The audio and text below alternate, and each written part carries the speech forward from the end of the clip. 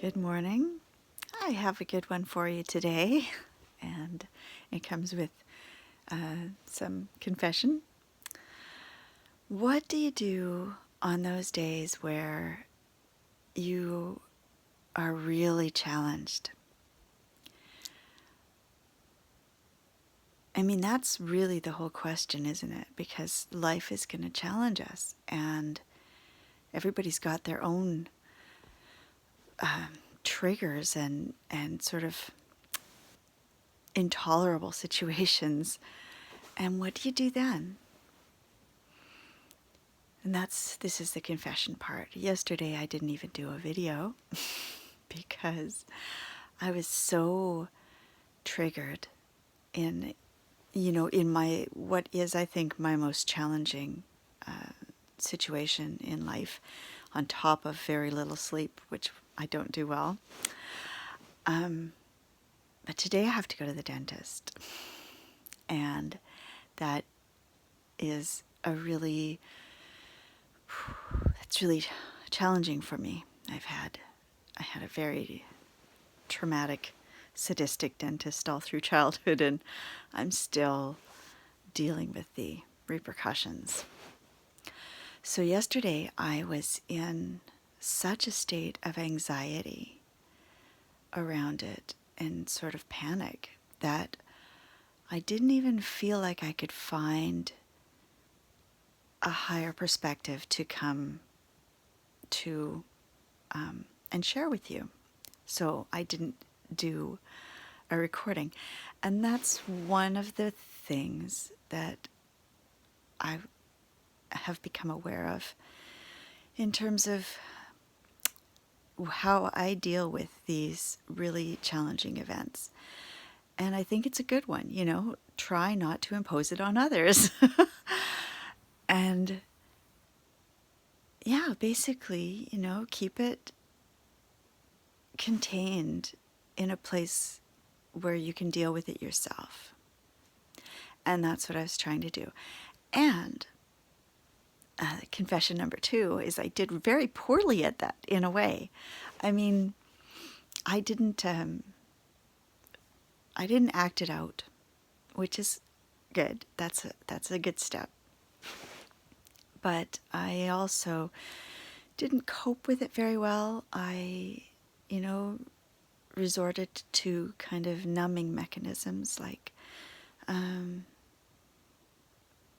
watching movies and eating comfort food and that sort of thing. And I also, on the positive side, went into some self-care. So what I'm telling you this for is realize that it's not critical that you do everything right. We all have our challenges, and we all have our down days, and we all have things that are very difficult to deal with, and we all deal with them sometimes not perfectly. I mean, who's going to deal with them perfectly? Maybe the Dalai Lama, but he's got a lot of support. So I think that's maybe a little much for us mere mortals to expect of ourselves. But what I also did was some self-care, and I think that's a really good thing. If we can just get to the level of doing the best that we can, and if we can do some practices or some,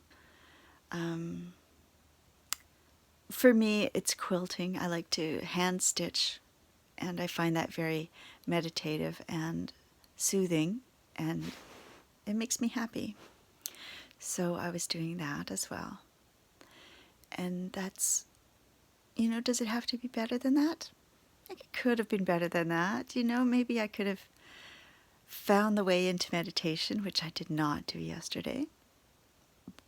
But I'm happy to say that today I could do a little bit of that little frantic person sitting beside the higher self, calm, grounded person inside the temple of my heart. And that felt good. And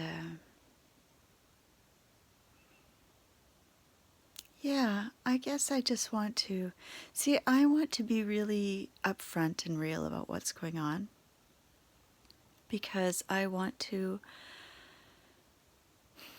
give you permission in a way by example that we don't have to always be a certain way, and we certainly don't have to just pretend like we've got all our ducks in a row when our ducks may be scattered to the four winds and some of them are diving and some of them are flapping and some of them have flown off somewhere we don't even know where. We don't have to fake it, you know? It's about being real, and that's okay. And that's better than pretending anything. There is another reason that I wanted to share this with you today, because in general, our spiritual teachers don't show you their warts. There's a tendency to, in everyone, want to put your best foot forward. And when you're trying to inspire and uplift others, you certainly want to do that. And yet it can lead to a perception that, we're not just human. We who are teaching these things are somehow above and beyond all of the challenges that everyone else faces. And I think that's something that's really important to kind of crack open the code of secrecy around. And it's really important, I think, to realize that we're all students in this together. We're all learning and growing and doing the best that we can.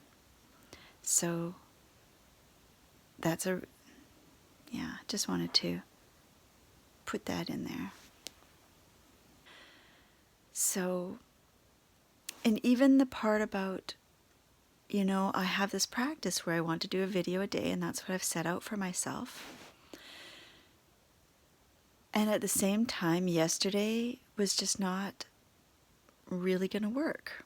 I could have done a video, but it wouldn't have been coming from a place that I want to share, that I want to inflict on other people, essentially. So rather than be really rigid about it or really kind of slave driving about it, which is also a way of being false. It's not being present with what's real. It's just trying to override it willfully, No, I was just going to be real. And real was, there was not a video in me yesterday that was ready to be shared with the world, that was worth being shared with the world. So I was able to be accepting a lot around that and gentle around that and just be okay with it.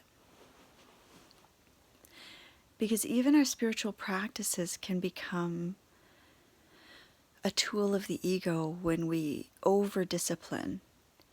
Discipline is a really great thing. It's very important. It's a challenge for me.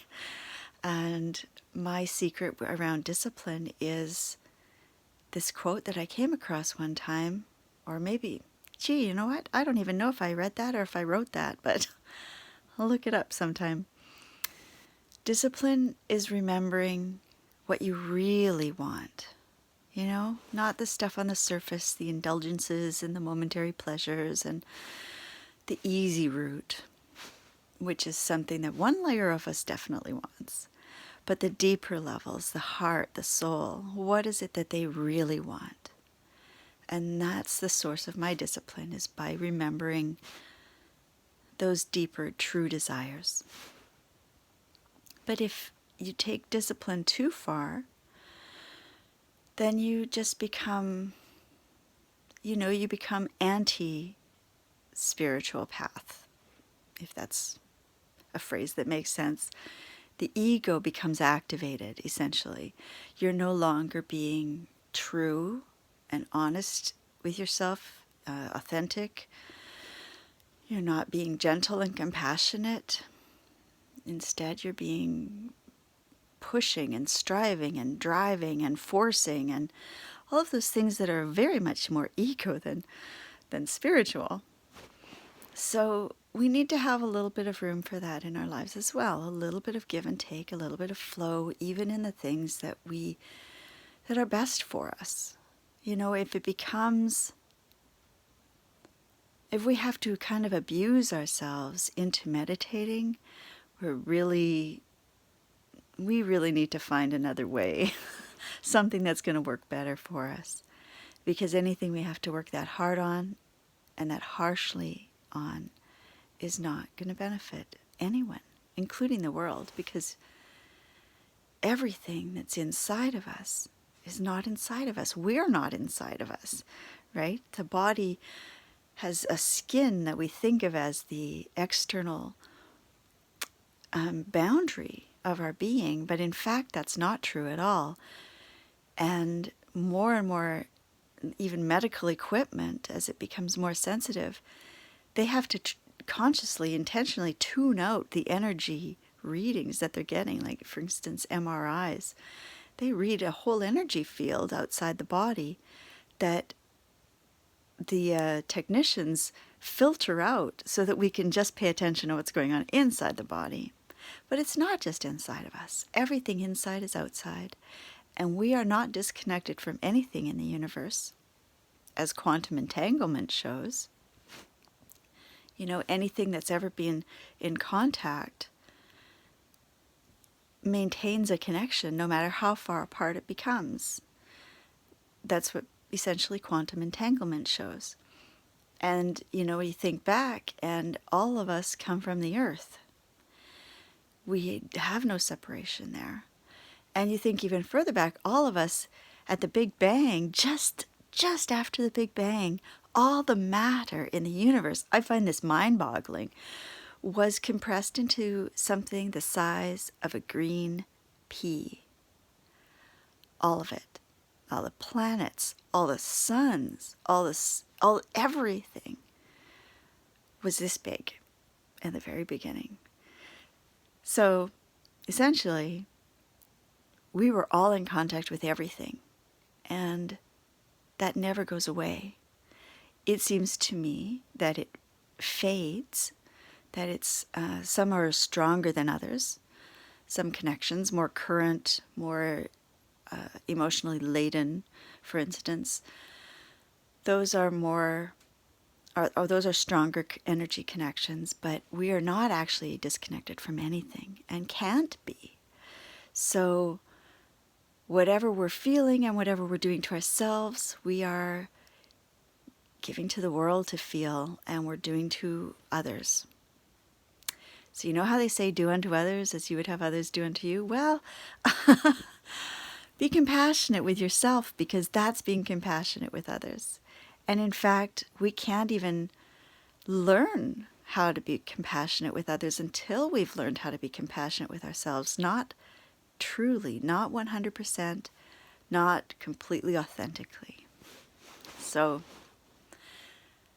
my message today is about being authentic and being gentle and accepting that we're not going to be perfect, and we're going to have days where we fail to live up to our ideals. But you know what? They're called ideals because they're ideal, not because they're practical. They may not be possible. Ideals are not necessarily possible to live up to. They're just what we aim for. So let's aim with gentleness and with caring for ourselves. Give ourselves the self-care that we can in the moment. Give the world a break by not acting it out as best we can. And you know, the next day will get better. Sooner or later, it gets better, because everything is transitory in this planet, in this realm, and it all passes. As my Auntie Rita's favorite saying, I think, or at least the one that I remember the most, is, "This too shall pass." And actually, my dad used to say that a lot. My Auntie Rita used to say, "Good grief!" I always thought that's a fascinating saying, but we'll do that another day. So I am off to deal with my challenging day, and I thank you for being here to share this moment with me and witness my process. And I hope that it helps you in the challenges that you face today and whenever. I hope you have a lovely, delightful, joyous day, and I'll partake of that secondhand if I can. Have a lovely one. I'll chat with you tomorrow. Blessed be.